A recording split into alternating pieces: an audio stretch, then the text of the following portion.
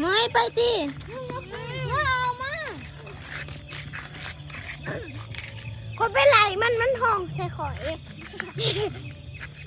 เจ้าไปฟังมันคนอย่ามันคอยยังเป็นกระถางส่งเดินไปถึงชวนเร็วจะใครเอามือออกอ๋อกิ้ว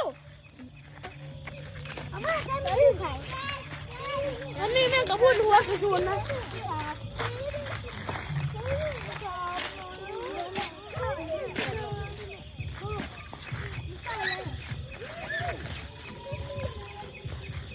ได้แล้วบ่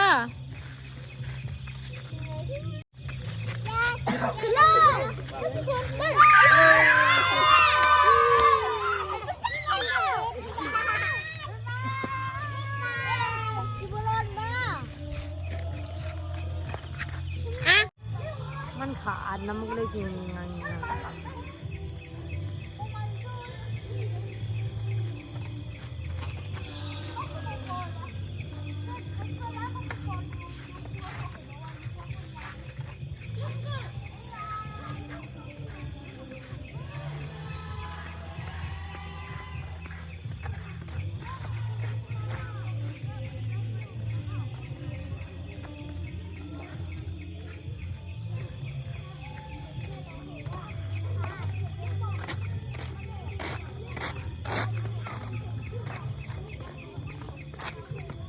บ้างติแหละ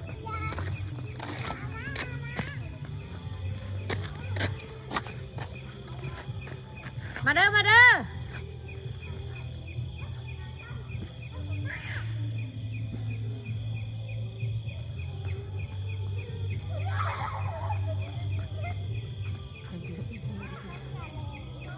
มาเด้อมาเด้อมาเด้อ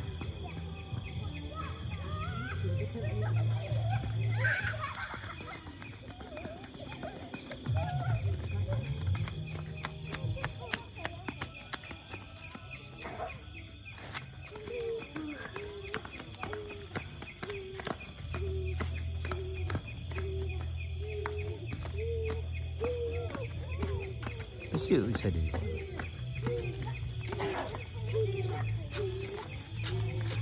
กูเห็นแล้วเว้ยไปใส่แล้ว ดับเลย